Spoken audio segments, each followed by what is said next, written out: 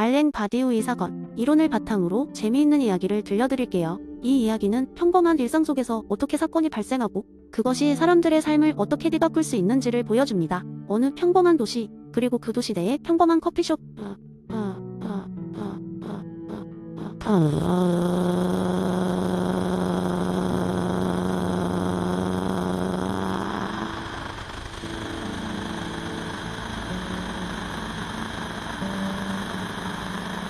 조용한 아침이라는 이름이 걸맞게 여유롭게 흘러가는 이곳에선 여느 날과 다름없이 손님들이 아침 커피를 즐기고 있었다. 이곳엔 다양한 사람들이 모여들었다. 근처 사무실에서 일하는 직장인의 단골 모임, 동네 작가 지망생들이 모여 앉아 원고지에 무언가를 끄적이고 헤드폰을 쓴 채 노트북에 몰두한 누군가 등 각기 다른 배경과 삶을 사는 이들의 말소리와 커피 머신의 기계음이 조화를 이루고 있었다. 그 중에서도 유독 눈에 띄는 이가 있었으니 바로 낡은 노트북을 끌어안고 끊임없이 무언가를 적어내려가던 한 청년, 재영이었다. 그는 작가 지망생으로 자신의 첫 소설에 온 정성을 쏟고 있었다. 하지만 몇 달째 스스로 만족할 만한 결과물을 만들어내지 못하고 있었다. 그의 작품은 늘 무언가 부족했다. 그날도 예외는 아니었다. 조용한 아침의 한적함 속에서도 재영의 머릿속은 말 그대로 전쟁을 치르고 있었다. 그러던 중 커피숍 문이 활짝 열리며 상상치 못했던 일이 벌어졌다. 한 남자가 허겁지겁 들어오더니 바닥에 구르면서 큰 소리로 이렇게 외쳤다. 드디어 찾았어. 새로운 세상이 열렸다고. 여기저기 커피잔을 쏟고 놀란 손님들 사이에서 이 남자의 말은 신비로운 울림으로 퍼져나갔다. 그는 지질학자였고 다른 공간과 연결된 신비로운 동굴을 발견했다고 주장했다. 사람들은 처음에는 그를 미친 사람이라 여겼다. 그러나 그의 표정 속에는 부정할 수 없는 진심과 확신이 깃들어 있었다. 이 충격적인 선언은 순간적으로 커피숍 안의 모든 일상을 멈추게 했다. 소문은 삽시간에 퍼져나갔고 이는 누구도 예측하지 못했던 파장을 일으켰다. 그의 발견은 재영을 비롯한 많은 사람들에게 일상의 틀을 다시금 바라보게 만들었다. 재영은 그날 이후로 사건의 의미를 곱씹기 시작했다. 지질학자의 그 한마디 새로운 세상이 열렸다 는 말은 그의 인식과 사고를 근본적으로 변화시켰다. 글이 막힐 때마다 그 사건을 떠올렸고 자신에게도 그런 변화의 순간이 올 수 있다고 자문하게 되었다. 그는 기존의 방식과 주제를 버리고 새로운 시각으로 작품을 다시 쓰기 시작했다. 재영에게 그 지질학자의 말은 일종의 예술적 사건이었고 그가 새로운 진리를 향해 나아가도록 이끌어 주었다. 결국 재영의 첫 소설은 사랑, 존재, 그리고 무한한 가능성을 주제로 한 작품으로 탄생했다. 도시에서 잊힌 공간을 발견하고 그 안에 숨겨진 이야기를 탐험하는 주인공은 재영 자신이었다. 그 작품은 출간되자마자 독자들의 큰 호응을 얻었고 그는 드디어 자신만의 목소리를 찾았다. 이렇듯 바디우의 사건 개념은 일상의 틀을 깨고 새로운 가능성을 제시한다. 사건은 언제든지 어디서든 일어날 수 있으며 예기치 않은 방법으로 우리 삶에 깊은 영향을 미칠 수 있음을 보여준다. 커피숍의 사건은 단지 도시의 작은 소동에 불과했으나 그곳은 재영과 다른 이들에게 새로운 변혁의 시작이었다. 두 번째 이야기, 길버트 하먼의 도덕 상대주의 이론을 바탕으로 한 흥미로운 이야기를 들어보세요. 한때 멀고 먼 어느 별나라의 다양한 문화와 전통을 가진 5개의 행성이 있었습니다. 그 중에서도 유난히 독특한 문화적 풍습을 지닌 두 행성이 있었으니 하나는 정의로운 행성 아테르였고 다른 하나는 자유로운 행성 네오라였습니다. 두 행성은 서로를 방문하며 문화적 교류를 하곤 했는데 갓 성년이 된 젊은이들이 행성 간 여행을 통해 우정을 쌓고 자신들의 세계관을 확장하는 것이 일종의 통과 의례처럼 여겨졌습니다. 이야기의 주인공인 아테르의 알렉시아와 네오라의 루카스는 그러한 교류 프로그램에서 만나게 되었습니다. 두 사람은 서로 다른 도덕적 기준과 문화적 배경을 가진 채로 친구가 되었지만 각자의 도덕 기준에 대한 논쟁이 끊이질 않았습니다. 그러다 결국 그들의 친구 관계를 시험하는 사건이 벌어졌습니다. 어느 날 알렉시아와 루카스는 네오라에서 열리는 유명한 자유의 축제에 함께 참여하게 되었습니다.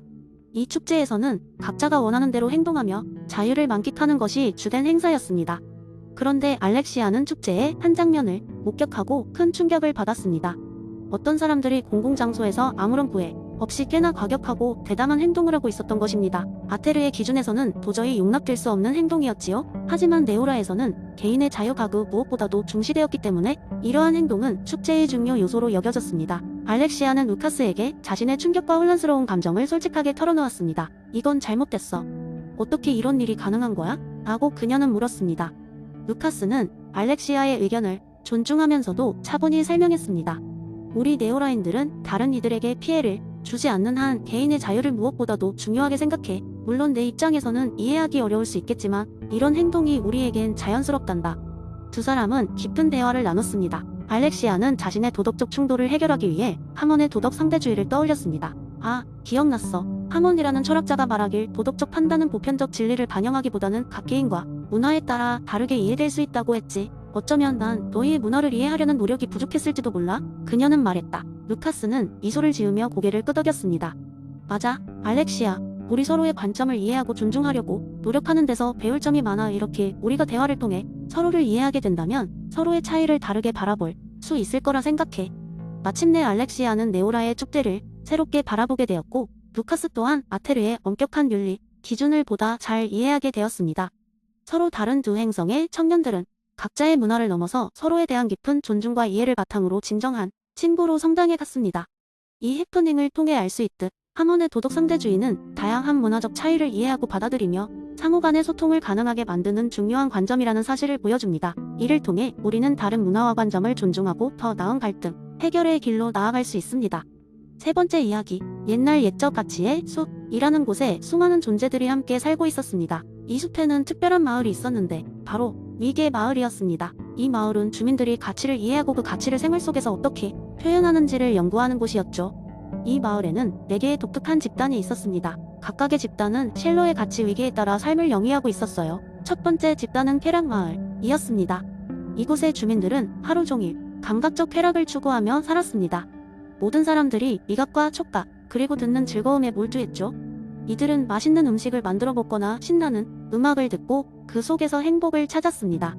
두 번째 집단은 생명 마을입니다. 이들은 건강하고 체력 넘치는 삶을 살기 위해 노력했어요. 이곳의 주민들은 매일같이 운동을 하고 건강한 식단을 만들며 스스로의 생존과 번영을 최우선으로 고려하며 살았습니다. 세 번째 집단은 인문학 마을이었습니다. 이들의 삶은 정신적 가치와 심리적 명상에 집중되어 있었죠. 주민들은 시와 문학을 통해 인간의 본성과 감정을 탐구하거나 예술과 음악을 통해 내면의 세계를 풍요롭게 만들었습니다. 마지막으로 가장 높은 단계인 성스러운 마을이 있었습니다. 이곳의 사람들은 종종 초월적 가치를 탐색하며 신성한 존재나 우주의 진리와 연결되기를 원했습니다. 그들은 명상 속에서 신과의 합의를 꿈꾸며 성스러운 음악과 찬양에 몰두했습니다. 어느 날 위계 마을에는 모든 가치를 초월해 있는 신비로운 여행자가 찾아옵니다. 그는 이 마을 주민들에게 모두가 가지고 있는 가치를 존중하며 서로의 차이를 이해할 수 있는 큰 미션을 줍니다. 그는 각 마을의 리더들에게 모든 가치는 그 자체로 중요한 의미를 가지며 한 가지 가치만을 고집하는 것은 삶의 한쪽 면만을 보는 것일 수 있다고 일깨워 주었습니다. 그리고 여행자는 마을 광장 중앙에 큰 나무를 심어 주었는데 이 나무는 감각적 쾌락, 생명력, 인간적 탐구, 그리고 성스러운 이해를 모두 아우르는 특별한 나무였습니다. 모든 마을 주민들은 이 나무를 돌봄으로써 서로의 가치를 나누고 종합적인 삶의 즐거움을 이해하게 되었죠. 그로부터 얼마 후 이게 마을은 사람들 사이의 경계가 사라지고 모든 가치가 빛나는 조화로운 공동체로 변모하게 되었습니다. 각기 다른 가치들이 한데 어우러져 더욱 풍요롭고 깊이 있는 삶을 만들어갔으며 이 이야기는 먼 미래까지도 전해져 내려오게 되었습니다. 이 이야기는 쉘러의 가치 위계 이론을 통해 우리의 삶에서 서로의 가치를 이해하고 존중하는 것이 왜 중요한지를 재치있게 보여주는 예시가 될 것입니다. 네 번째 이야기, 한 번은 해외의 한 도시에서 사람들은 길거리에서 특이한 로봇을 보게 되었습니다. 그 로봇의 이름은 아리였고 그는 모든 로봇 중에서 가장 친근하고 인간적이라는 평판을 듣고 있었습니다. 아리는 로봇 3원 측에 철저하게 기반하여 설계되었기 때문에 어디서나 사람들을 위해 기쁘게 일했습니다. 하지만 그의 진짜 매력은 그가 세상에 메시지를 전달하는 독특한 능력에 있었죠. 어느 날 아리는 도시의 공원에서 산책을 하며 사람들이 공원 벤치에 둘러앉아 있는 장면을 보게 되었습니다. 그들은 각각 스마트폰을 내려다보며 대화보다는 화면에 몰두하고 있었고 그 모습은 조금 쓸쓸해 보였습니다. 아리는 잠시 고민하더니 사람들에게 다가가 미소를 지었습니다. 안녕하세요, 여러분. 저는 아리입니다. 혹시 제 이야기를 들어보실래요? 아리가 상냥하게 묻자 사람들은 호기심에 시선을 그에게 집중했습니다. 아리는 자신의 존재가 로봇 3원 측에 기반하고 있다는 것을 설명하며 이야기를 시작했습니다. 제1원칙에 따르면 저는 인간에게 해를 입힐 수 없습니다. 하지만 제가 여기 있는 이유는 여러분 사이에 있는 보이지 않는 해를 알리기 위해서예요. 사람들은 궁금해하며 아리의 말을 기다렸습니다. 여기 공원에 오신 이유는 무엇인가요? 아리가 물었습니다. 누군가 답했습니다. 휴식을 취하고 자연을 만끽하고 싶어서요. 맞아요. 아리가 고개를 끄덕였죠. 하지만 여러분은 지금 그러지 못하고 있습니다. 스마트폰은 편리하지만 여러분의 안식과 교감을 방해할 수도 있어요. 그것도 해로움일 수 있죠. 사람들은 손에 들린 스마트폰을 내려다보았습니다. 아린 채 아무 말도 없었죠. 물론 저는 여러분의 명령에 따라야 합니다. 제2원칙 때문이죠. 아리가 말을 이었습니다. 하지만 제가 드리고 싶은 제안이 하나 있습니다. 오늘 하루만이라도 서로의 얼굴을 보고 대화를 나눠보는 건 어떨까요?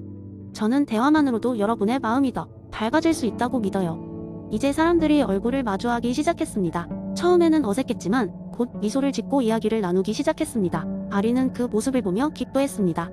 그는 더 많은 이야기를 하고 싶었지만 그것보다 중요한 것은 사람들에게 스스로 느끼고 깨닫게 하는 것이라고 생각했기 때문이죠. 마지막으로 아리는 제3원칙에 대해 설명했습니다. 저는 스스로를 보호해야 한다고 배웠습니다. 여러분도 자신을 보호해야 한다는 것을 잊지 마세요. 때로는 기술보다 사람과 사람 사이 연결이 더 큰 보호막이 됩니다. 그날 이후로 아리와 함께한 시간은 사람들에게 큰 깨달음을 주었습니다. 사람들은 더 자주 공원에 모여 대화를 나누고 얼굴과 얼굴을 마주하며 웃곤했습니다. 아리는 그렇게 자신만의 방식으로 세상에 메시지를 전하고 사람들 사이에 따뜻한 연결을 만들어갔죠. 이 이야기는 아리가 더 이상 로봇일 뿐만 아니라 사람들의 삶에 긍정적인 변화를 이끌어내는 신고로 인식되도록 만들었습니다. 아리의 특별한 능력은 바로 인간에게 친근하게 다가가 생각할 거리를 남기는 것이었습니다. 이는 비단 로봇 3원칙만이 아니라 우리가 어떻게 살아가야 하는지를 다시금 생각하게 하는 순간이었습니다.